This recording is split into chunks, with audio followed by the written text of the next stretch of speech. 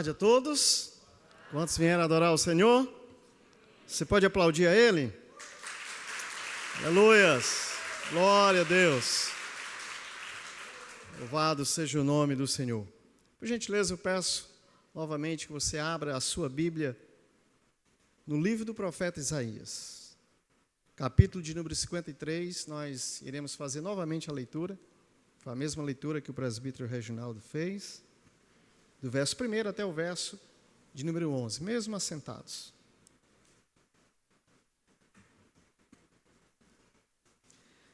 Quem creu em nossa pregação e a quem foi revelado o braço do Senhor? Porque foi subindo como renovo perante ele e como raiz de uma terra seca, não tinha aparência nem formosura, olhando-no, mas nenhuma beleza havia que nos agradasse. Era desprezado e o mais rejeitado entre os homens, homem de dores e que sabe que é padecer, como de quem os homens escondem o rosto. Era desprezado e dele não fizemos caso. Certamente ele tomou sobre si as nossas enfermidades e as nossas dores levou sobre si, e nós o reputávamos por aflito, ferido de Deus e oprimido. Mas ele foi transpassado pelas nossas transgressões e moído pelas nossas iniquidades. O castigo que nos traz a paz estava sobre ele, e pelas suas pisaduras fomos sarados. Todos nós andávamos desgarrados como ovelhas, cada um se desviava pelo caminho. Mas o Senhor fez cair sobre ele a iniquidade de nós todos. Ele foi oprimido e humilhado, mas não abriu a boca. Como cordeiro foi levado ao matadouro, e como ovelha muda perante os seus tosqueadores, ele não abriu a boca.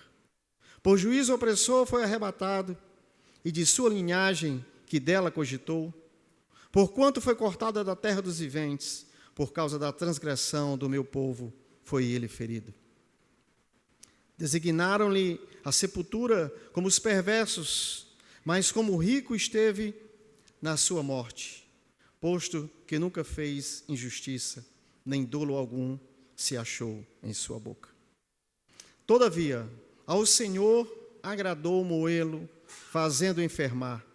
Quando der ele a sua alma como oferta pelo pecado, verá a sua posteridade e prolongará os seus dias, e a vontade do Senhor prosperará nas suas mãos. Verso 11. Ele verá o fruto do penoso trabalho de sua alma e ficará satisfeito. O meu servo justo, como o seu conhecimento, justificará a muitos, porque as iniquidades deles levará sobre si. Amém? Nessa tarde, quase já início de noite, nós gostaríamos de estar falando a respeito desse livro, e especialmente desse capítulo de Isaías 53. E a gente queria então dar um tema para esse sermão, e escolhemos então o homem de dores. O homem de dores.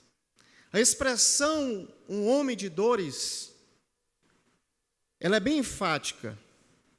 E não devemos confundir o seu significado. Não devemos confundir. Pois aqui não se trata de um homem triste. Não se trata de uma pessoa depressiva. Mas sim um homem de dores. E todo aquele que quisesse ver a dor, deveria olhar para ele. É o que Isaías está aqui nos relatando a respeito da sua crucificação. Um homem de dores e que sabe o que é padecer. Está falando a respeito do que o nosso Cristo, o nosso Senhor, o Messias fez em nosso favor, em nosso lugar. Porque ele subiu na cruz, no madeiro, para que hoje, eu e você estivéssemos aqui. Porque nos diz a palavra de Deus que todos nós, todos os homens, os mais piedosos, os mais misericordiosos, aqueles que têm justiça, retidão, mesmo assim, não tinha a menor condição de alcançar a salvação. Precisava então de um Salvador. E Jesus, aquele homem de dores, ele sobe lá na cruz do Calvário, em amor a mim e a você e à sua igreja. Ele sobe no madeiro, um homem de dores que sabe o que é padecer. Enquanto ele pregava, e os corações dos homens permaneciam incrédulos, não acreditando no que ele dizia, com certeza, ele ficava profundamente triste, porque os corações dos homens daquela época até os nossos dias estão endurecidos. É isso que o Evangelho de Marcos, Mateus, Lucas e João e toda a Bíblia relata.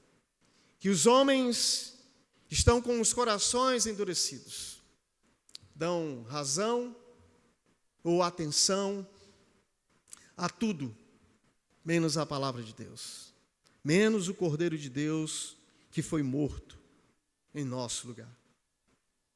O seu medo, o medo de Cristo Jesus, não era a cruz. Não é que os homens poderiam fazer com ele. Não era a dor, nada disso. O seu coração ficava afligido e triste, porque os homens se destruíam a si mesmos, quando não criam, quando não acreditavam na sua palavra, na sua voz, no Evangelho, no sacrifício que ele fez em nosso favor. Sempre é bom estar relatando, ou relembrando, ou trazendo à mente o sacrifício de Cristo, o que ele fez por nós. Se hoje nós estamos vivos, se hoje nós estamos aqui nessa condição, nesse momento, nesse domingo, é porque o Senhor, um dia, ele morreu em nosso favor. Ele fez isso por nós. Ele se entristece ainda hoje, nos dias de hoje, porque o mundo volta-se, dão as costas para ele, para o Evangelho, para a palavra de Deus. Devemos sempre nos lembrar de que o Filho de Deus, ele se envolveu com toda a dor, com todo o escárnio, com toda a vergonha, com toda a humilhação, porque assim ele quis. Ele escolheu morrer em meu favor e em seu favor, porque todos nós não merecíamos estar aqui hoje, nos diz a palavra de Deus. Merecíamos a condenação eterna. E ele tira essa condenação eterna de nós e nos dá a vida eterna em Cristo Jesus, o nosso Salvador. Que bênção, que maravilha!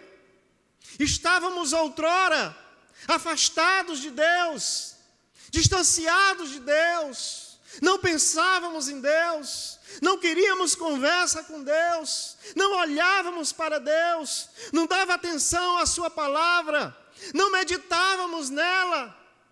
Para nós, outrora, era um livro qualquer. Mas, quando você entende o Calvário, quando você entende o sacrifício, quando você entende a mensagem da cruz, tudo isso muda. Porque agora nos diz a palavra de Deus que nós fomos comprados com o precioso sangue de Jesus, o nosso Senhor, o nosso Salvador. Ele poderia muito bem não ter vindo à terra, não se fazer carne, não habitar entre nós. Ele poderia muito bem estar nos céus, gozando de tudo aquilo que o Pai o reservou. Mas ele escolheu estar ao nosso lado, a nosso favor, nos dando vida, morrendo em nosso favor, assumindo toda a culpa, toda a dor e toda a vergonha. Esse é o homem de dores. Esse é o homem o qual morreu em nosso favor. Antes de entrarmos e pensarmos juntos, refletirmos juntos a respeito do capítulo 53 de Isaías, eu gostaria de trazer algumas informações ou algumas verdades, alguns esclarecimentos a respeito desse capítulo tão interessante, que é o capítulo de número 53 de Isaías. O nome Isaías, ele significa o Senhor é salvação. Isaías quer dizer o Senhor é salvação. E um nome bem adequado a esse profeta. Porque ele disse, na verdade ele predisse tudo aquilo que iria acontecer com o nosso Senhor. Tudo aquilo que iria acontecer com o nosso Mestre. E nós estamos falando de 600 a 700 anos do nascimento do nosso Senhor Jesus. Quando o profeta aqui, então, ele profetiza a respeito de Jesus, a respeito do Calvário, a respeito da sua vida, a respeito da sua morte, a respeito da sua ressurreição. Jesus só iria nascer 7.000 anos depois. 7.000 anos depois. O Senhor é salvação. Esse é o nome de Isaías. E em todo o Novo Testamento, Isaías é o mais citado pelo próprio Senhor Jesus. E os escritores, todos eles citaram o livro do profeta Isaías. Paulo citou, o próprio Jesus citou, João, todos os evangelistas. No mínimo foram citados, nós temos no Novo Testamento 65 vezes que foram citados o livro do profeta Isaías.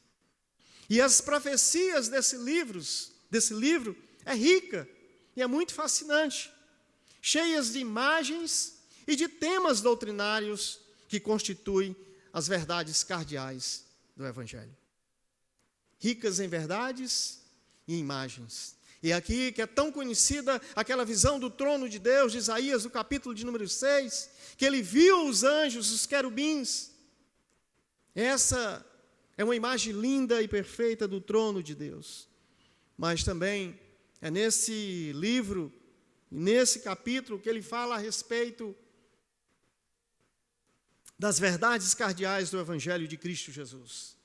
Ele vai abordar a depravação humana, a perversidade, a corrupção do coração do homem, da maldade. Como foi dito, mesmo sendo um homem misericordioso e piedoso, o nosso coração, ele é perverso, ele é má, está sujeito a erros, sujeito a pecado, a paixões.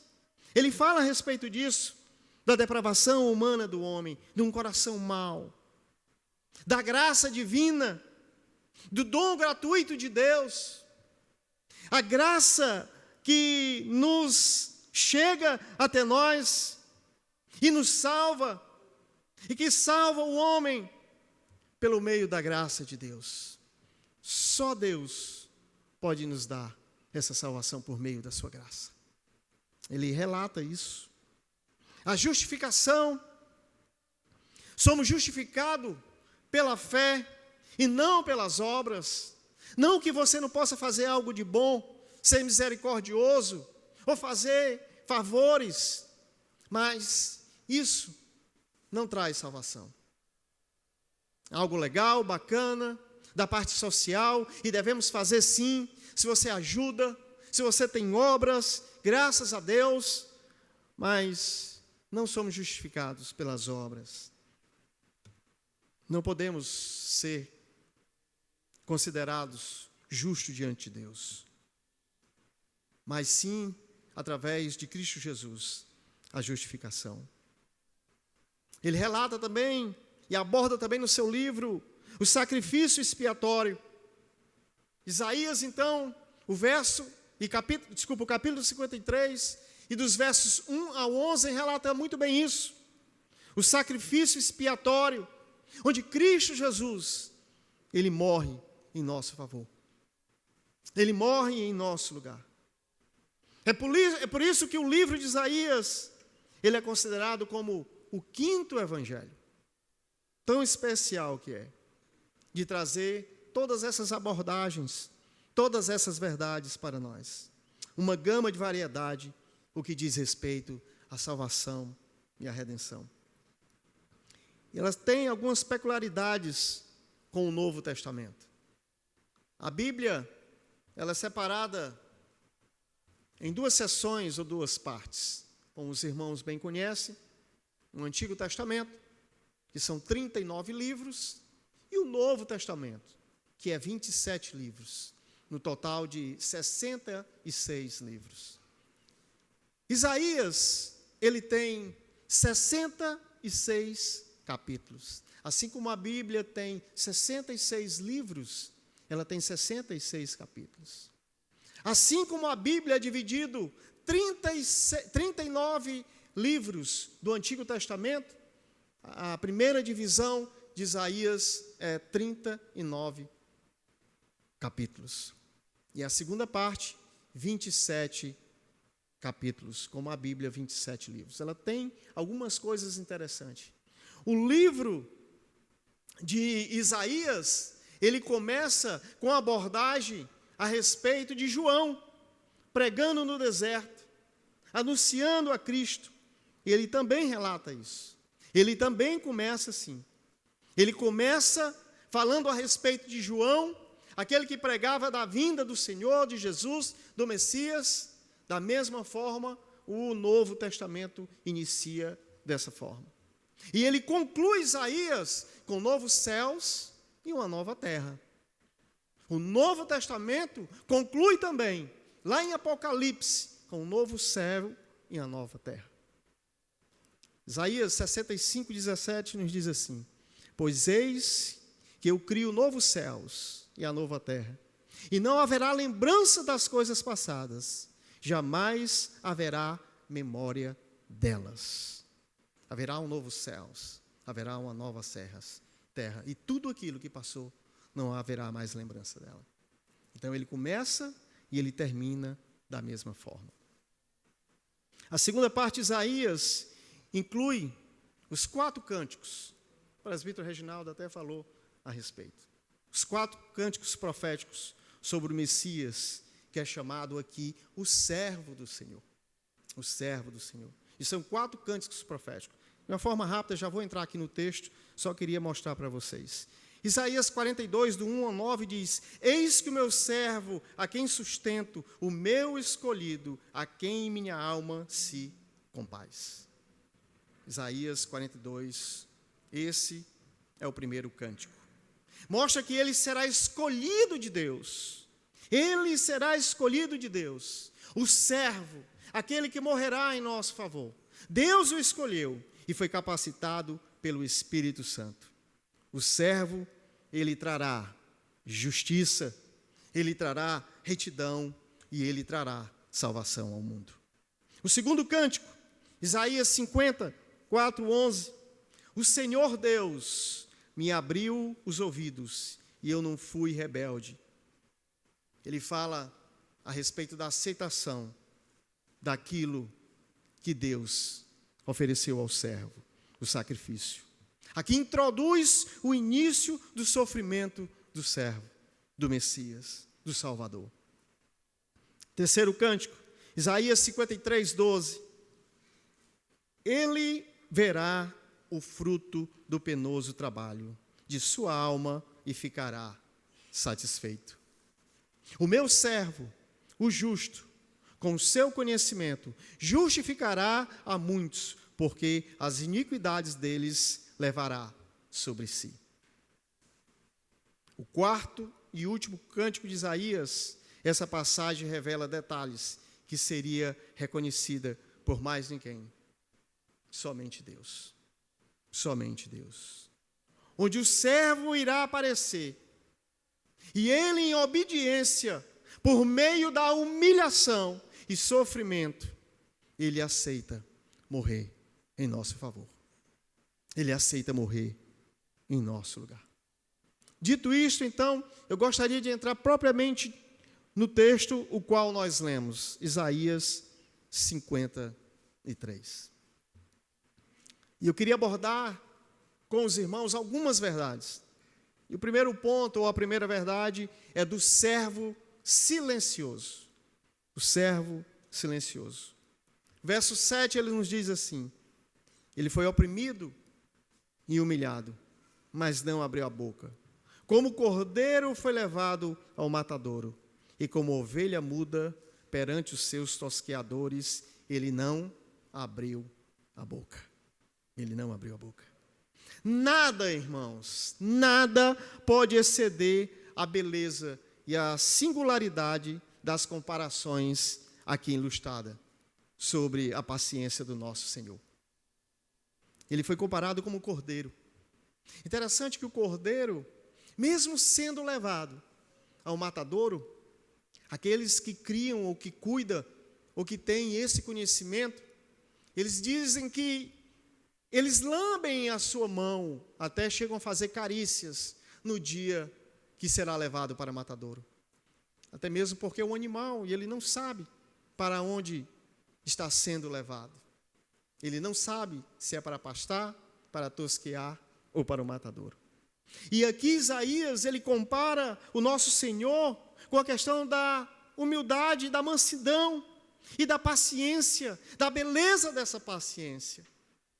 Diferente do animal, o nosso Senhor, ele sabia para onde ele iria. Ele iria para as mãos dos seus algozes, dos seus assassinos.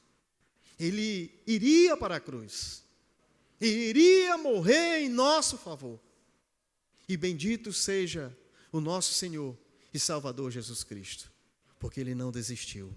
Ele foi consciente. Ele foi alegre, ele foi mudo como o cordeiro, para que hoje eu e você gozássemos dessa salvação para a glória de Deus Pai Todo-Poderoso. Você pode aplaudir esse Deus tão maravilhoso? Glória a Deus! Ele não desistiu de você, ele não desistiu da sua igreja. Em várias ocasiões, o seu silêncio é notado. Foi em silêncio que ele foi à cruz, ao Calvário, porque ele tinha poder para não ir ou para descer. Ele poderia fazer qualquer outra coisa. Ninguém teria poder nem forças para carregá-lo, se ele assim não quisesse. Mas assim ele fez. Os santos mais eminentes não fez o que o nosso Deus fez por você e fez por mim. Nós temos exemplo de Jó, nós temos o exemplo de Moisés, nós temos o exemplo de Paulo, todos eles, mesmo os homens especiais, como Jó, um homem paciente, pura paciência, mas eles foram e se revoltaram, foram contra Deus, não tiveram a mesma paciência. O próprio Jó chegou a amaldiçoar o dia do seu nascimento. O dia do seu nascimento. Moisés, que a Bíblia relata, o homem manso de todos os homens, o homem mais manso, a Bíblia o chama de Moisés. Esse homem foi diferente, não foi igual ao nosso Senhor. Ele não foi comparado com uma ovelha muda que é levada ao matadouro. Mesmo passando por inúmeras provações, ele acabou cedendo, ele acabou pecando. E pelo seu erro, ele não entrou na terra de Canaã, foi deixado de fora. O apóstolo Paulo, que é considerado um homem que está acima dos padrões de todos os seres humanos, também não se calou. E mesmo assim, não pode ser comparado como o nosso mestre, como o nosso Senhor. O silêncio do nosso mestre indicava que ele estava disposto a morrer em nosso favor, a morrer pela sua igreja. E há no Novo Testamento, no Evangelho de João, e no capítulo 10 e no verso 17 e 18, que é um dos textos lindos, assim como esse que nós lemos de Isaías 53, fala a respeito da entrega do Senhor Jesus. O que ele fez consciente. O Pai lhe deu a missão, e ele fez, ele não desistiu, fez de bom grado. Que é um texto bem conhecido, uma passagem bem conhecida de todos. João 10, 17 e 18 nos diz assim: por isso o Pai me ama, porque eu dou a minha vida para reassumir. Ninguém a tira de mim, pelo contrário, eu espontaneamente a dou. Olha só que coisa linda. Tenho autoridade para a entregar e também para reavê-la. E este mandato recebi de meu Pai. Ele fez tudo o que ele fez, todo o seu sacrifício, de uma forma espontânea e voluntária, por amor a nós, por amor à sua igreja, por amor a cada um daqueles que de sua época o blasfemaram, o injuriaram, bateram na sua face, o cuspiram, o espancaram, o negaram, chamaram de Beelzebu, de endemoniado, mas mesmo assim, ele subiu no madeiro em favor deles. Esse é o Deus que você serve. Eu quero dizer uma coisa para você: o nosso Deus, o seu Deus, o meu Deus, ele nunca desiste de você. Embora muitas vezes o decepcionamos, sim. Erramos, sim. Porque a Bíblia nos diz que nós erramos de várias formas. Em palavras, em atitudes, em ações, em pensamentos, em coisas que não fazemos, sabendo que nós poderíamos fazer, em negligenciar. Tudo isso, nós negamos o nosso Mestre. Mas Ele, mesmo assim, Ele ama você. Ele cuida de você. É Ele que tem lhe sustentado todos os dias. É Ele que tem trazido você. É Ele que tem dado vida e esperança. Esse é o Deus Todo-Poderoso. É o Deus que nunca vai desistir de você. Eu gosto sempre de dizer que para nós, às vezes, ver o rosto de algumas pessoas aqui é novidade. Mas para Deus não. Ele já sabia, já estava escrito. Você pertence a Ele. E esse é o lugar que você deve estar. Aos braços do Pai. Aos pés do Salvador, agradecendo pela sua morte e a sua ressurreição. Esse é o Deus Todo-Poderoso. Esse silêncio quer dizer que Ele nunca irá desistir de você. Esta é a mensagem do Evangelho. Esta é a mensagem da cruz, que revela sim o pecado, que revela sim os erros, que revela sim o julgamento, mas também o perdão. E acima de tudo isso, acima do perdão, o amor de Deus e o sacrifício de seu Filho Jesus por amor a nós. Aqueles que não entendem a glória da justiça divina nunca terão a necessidade, nunca entenderão a necessidade do sacrifício. Precisava alguém ser sacrificado para que hoje nós estivéssemos livres. Livre de todo o pecado. Livre de toda a culpa. É por isso que Isaías, ele vai começar dizendo: quem creu em nós? Quem creu em nossa pregação? E Isaías está dizendo, nos dias de hoje, quem crê no Filho de Deus? Quem crê nessa mensagem? E que mensagem é essa? Que mensagem louca é essa? Que Ele é o Messias? Que Ele é o Filho de Deus? Que Ele é o próprio Deus? Que Ele tem todo o poder? que Ele criou todas as coisas, o céu, o universo, e conhece todas as estrelas pelo seu nome, quando a chama, todas vêm a Ele, pelo seu poder, pela sua maravilha. Esse Deus se fez homem, esse Deus se fez carne, habitou entre nós, foi humilhado, injuriado, subiu com os malfeitores e morreu na cruz, como o salteador, como o bandido. Sim, isso prova o tamanho do amor do nosso Deus por cada um de nós. Esse é o amor de Deus. Quem creu em nossa pregação? Quem creu em nossa pregação?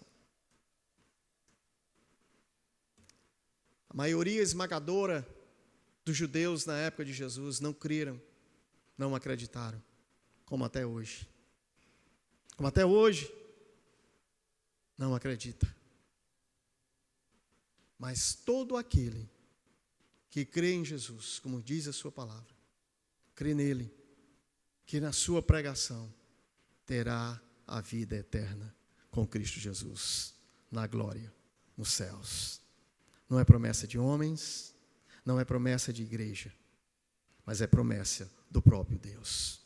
Um dia você estará face a face com o seu Criador. Um dia estará na glória com Ele, bendizendo o seu santo e poderoso nome. Quem creu em nossa pregação? Essa é a mensagem. Crer na palavra de Deus. Mas deixa eu correr aqui um pouquinho. Segundo ponto, o servo sofredor. O servo aí, ele é sofredor, mas ele não é só o servo sofredor.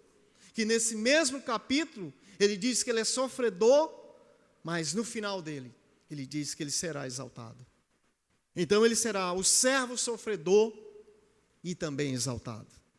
Isaías 52, 3 diz: eis que o meu servo procederá com prudência, será exaltado e elevado, e será muito sublime. Isaías 53, 12: por isso eu lhe darei muitos com a sua parte, e com os poderosos repartirá ele o despojo. Porque, deixa eu botar o óculos aqui, estou com dificuldade hoje para ler. Eu acho que é a idade, né? A pessoa com 30 anos de idade já está precisando usar óculos, né? Por isso eu lhe darei muitos com a sua parte, e com os poderosos repartirá ele o despojo. Porquanto derramei a sua alma na morte, foi contado com os transgressores, contudo levou sobre si o pecado de muitos, e pelos transgressores intercedeu.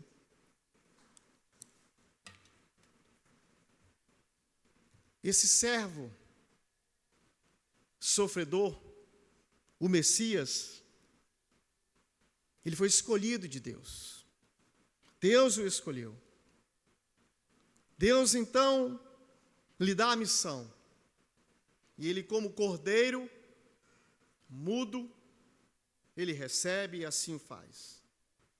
Mas, mesmo com a sua agonia, com a sua dor, esse servo, ele será também exaltado entre as nações. Ele será o Deus Todo-Poderoso. Contudo, interessante que em nenhum lugar do Antigo Testamento vai ter um par de temas: sofrimento e, ao mesmo tempo, glória, se unem como aqui em Isaías, capítulo de número 53. De uma forma clara, tanto há sofrimento, angústia, dor, se tratando a respeito da crucificação, mas também a parte da glória. Ele será honrado, ele será exaltado. Isaías 53, 12, revelando a vida, a ressurreição e exaltado. O Messias, ele será exaltado para todo o sempre. Isaías 53, ele é a confissão que será feita quando o povo de Israel finalmente reconhecer e receber a Jesus como Messias, como Salvador. Versos 11 e 12, é interessante que no texto, aí a gente vê a mudança do tom da voz de Deus. Agora há uma mudança da voz de Deus. Ele chama o meu servo. Agora não se trata mais só de Israel, o arrependimento. Agora Deus dá o veredito sobre o sofrimento e sobre a morte do seu servo. Agora ele dá ouvidos à voz de Deus. Deus elogia o seu próprio filho, a fidelidade do seu servo, o meu servo, Deus falando, o meu servo, de uma forma voluntária, ele se entregou por nós, em missão, em favor do Pai. Jesus, ele não foi morto como os mártires, diferente. Os mártires, em toda a história da igreja, a gente percebe que eles morriam louvando a Deus, cantando hinos de louvores a Deus, para testificar a sua fé, para testificar que eles não estavam abandonando a Deus, mesmo retirando sua vida. Eles glorificavam a Deus, testificando ao Senhor o seu amor e gratidão, diferente do nosso Deus. E a Bíblia diz que Deus fica satisfeito com a morte do seu filho. E quando a gente começa a ler a Bíblia ou entra na igreja, a gente não tem o conhecimento ainda e começa ainda a estar lendo, a gente não entende como Deus tem o prazer na morte do seu próprio filho. Quando Isaías ele relata isso, ele está dizendo aqui que Deus não tem o prazer na dor, ele não tem prazer na agonia ou na aflição que o seu filho está passando, mas ele tem o prazer e a satisfação no resultado daquilo que Jesus fez. A satisfação de Deus é no resultado. Aquilo agradou a Deus, porque através da sua morte, de uma forma voluntária, agora trouxe efeito para nós, para a sua igreja, para o seu povo. O sofrimento do Filho de Deus trouxe a salvação para todos os pecadores, para todos nós. O efeito foi esse, que através da morte, ele nos trouxe vida, nos trouxe salvação. Deus então ficou satisfeito, porque o servo, de uma forma voluntária, sacrificou-se por amor a cada um de nós, trazendo vida aos pecadores, aqueles que um dia estavam perdidos, longe de Deus. Mas interessante que Deus diz que todo esse trabalho, a sua morte, a sua dor e todo o sacrifício, ele será honrado, o servo será exaltado. E ele menciona aqui alguns aspectos de uma forma rápida, já estou caminhando aqui para o final. De uma forma rápida, ele nos traz pelo menos 3 aspectos específicos, como Deus irá honrar o seu servo, pela sua morte, pelo seu sacrifício. A primeira delas é, ele verá a sua posteridade. Jesus, ele verá a sua posteridade. Interessante aqui que nós, homens, nós vemos sim, os nossos filhos, alguns chegam a ver os netos, e alguns, se Deus assim lhe der condições, vida, os bisnetos. Então, filhos, netos e às vezes os bisnetos. Diferente de Deus, diferente de Jesus, diferente do Messias. O Messias, através do seu sacrifício, ele vai ver toda a geração, do primeiro homem, Adão, lá no início, lá no Éden, no primeiro crente, até o último crente lá no Apocalipse. Nas duas pontas, Deus vai ver toda a geração.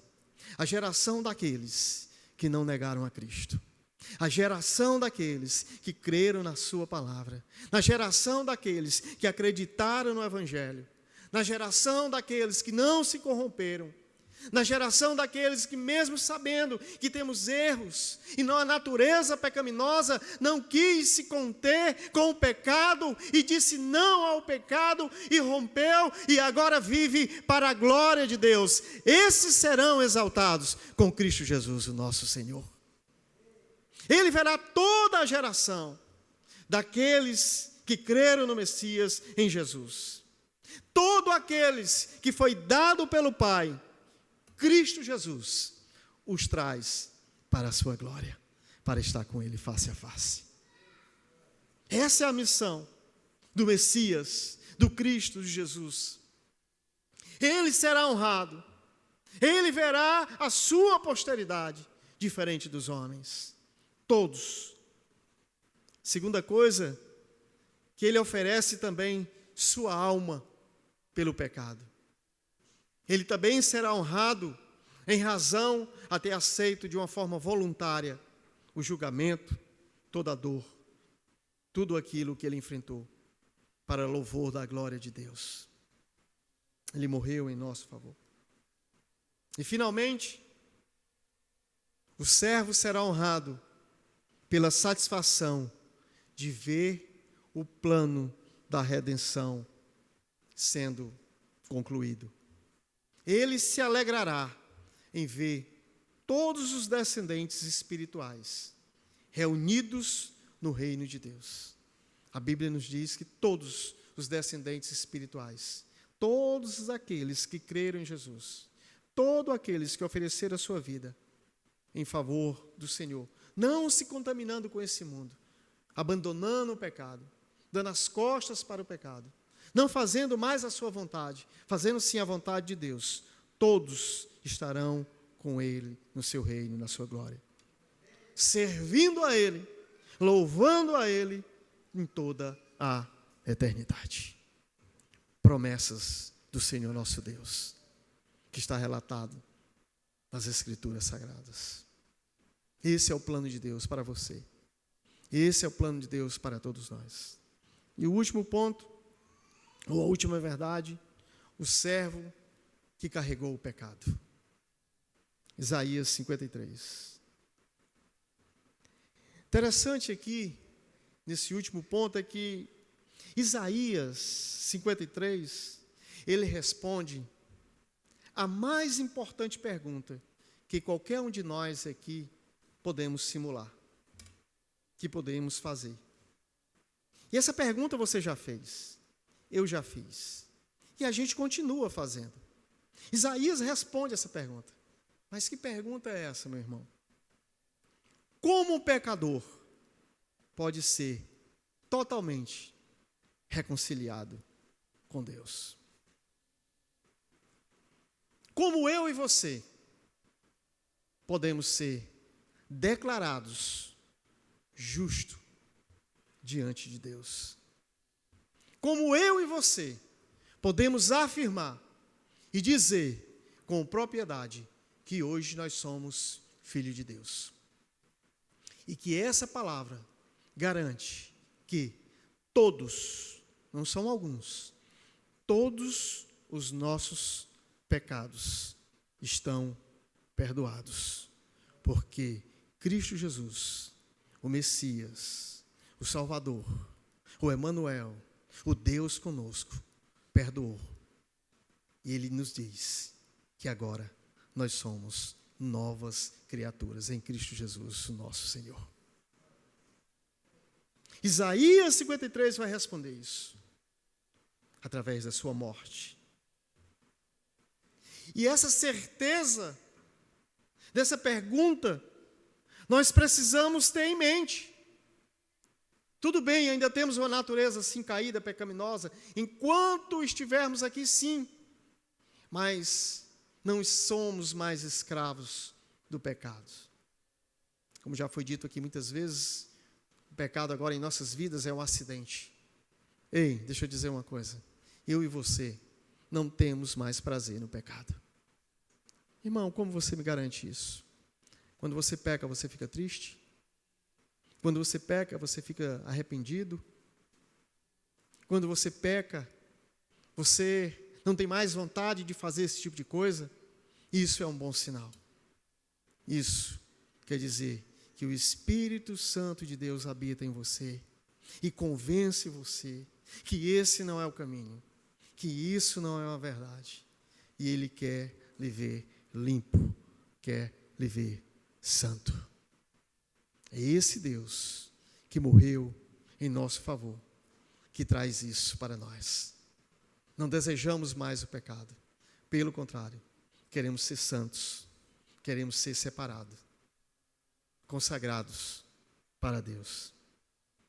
E essa pergunta todos nós um dia fizemos, ou ainda continuamos fazendo.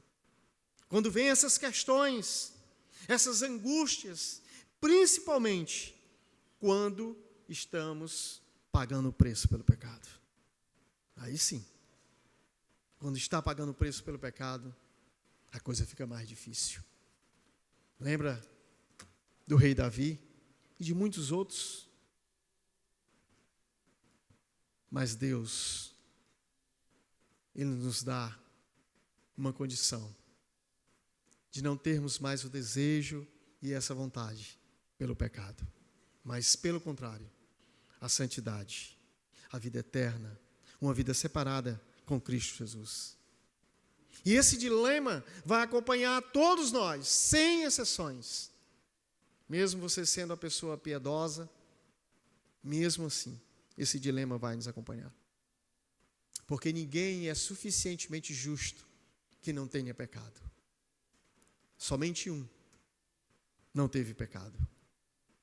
Cristo Jesus, o nosso Salvador. Só Ele.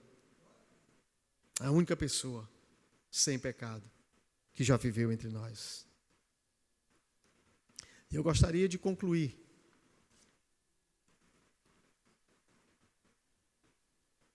que o sacrifício vicário de Cristo é a única oferta que pode satisfazer sua justiça e nos justificar diante de Deus. Somente Ele. Mais ninguém. Só Cristo Jesus pode nos trazer a salvação e a vida eterna. Ninguém mais. Ninguém pode achar que tem condições de herdar a vida eterna sozinho, sem um Salvador, sem Cristo. Nós, cristãos, não devemos inflamar o nosso ego, nós não devemos inflamar nossa autoestima, nós não devemos manipular Deus por bênçãos, não devemos tentar manipular Deus por saúde, não devemos tentar manipular Deus por riqueza, ou tentar usar estratégias de marketing para encher a igreja, de lotar as igrejas. Não é isso que Deus pede para nós. Até porque mesmo a própria palavra de Deus nos diz que nós não precisamos correr atrás das bênçãos, como são ensinadas aí em algumas igrejas. Não, a Bíblia não diz isso. Pelo contrário, a Bíblia diz que elas virão até nós. Não se preocupe. Não se preocupe. Se Deus lhe sustentou até hoje, Ele continuará fazendo isso para a glória de Deus. Para a glória do Senhor. O que Ele pede é que eu e você sejamos mensageiro do Evangelho da cruz, que é poder para todo pecador, que nele crê, venha se arrepender e confessar o nome de Jesus, e que um dia estará na glória com Deus, porque ele foi criado para isso, de anunciar a mensagem da cruz, de anunciar Cristo, o Evangelho, as boas novas de salvação. Eu concluo dizendo que a minha sincera esperança é que você tenha entendido a verdade e a mensagem de Isaías 53. E que essa mensagem possa ecoar na sua mente. Que essa mensagem possa ecoar no seu coração. Mas que mensagem é essa? É a mensagem que, se hoje nós estamos vivos, se hoje nós estamos aqui, se hoje nós respiramos, se hoje nós somos alguma coisa, nós devemos dar graças e glória a Cristo Jesus, que subiu no madeiro e morreu em nosso favor. Não temos mérito algum, pelo contrário, temos deméritos, temos um coração pecaminoso, sujo, impuro. Mas eu gostaria de concluir pedindo que você fique de pé. Eu gostaria de pedir aos meninos da projeção, por gentileza, que eu gostaria que você lesse comigo Isaías 53, verso de número 4 e verso de número 5, por gentileza.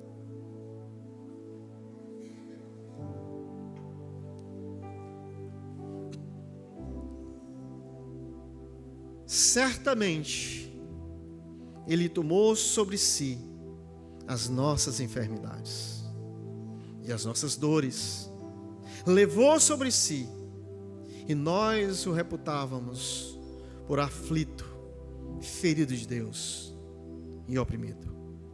Verso 5. Mas ele foi transpassado pelas nossas transgressões e moído pelas nossas iniquidades. E o castigo que nos traz a paz estava sobre ele. E pelas suas pisaduras fomos sarados. Amém? Você pode aplaudir esse Deus tão maravilhoso? Aleluia! Glória a Deus! Pelas suas pisaduras nós fomos sarados. Nós vamos cantar um louvor, você continua em pé. Eu gostaria só de deixar a conclusão. E eu concluo dizendo uma coisa. Você pode acompanhar aí no projetor. O nosso Salvador não está mais agonizando no Getsêmani, nem se esvaziando na cruz do Calvário. Embora os sofrimentos tenham terminado, embora todos esses sofrimentos tenham terminado, deixa eu dizer uma coisa para você: as bênçãos dos resultados nunca terminarão. As bênçãos do resultado da morte de Jesus na cruz nunca terminarão, serão eternas. Muitos virão e serão reconhecidos como os filhos de Deus.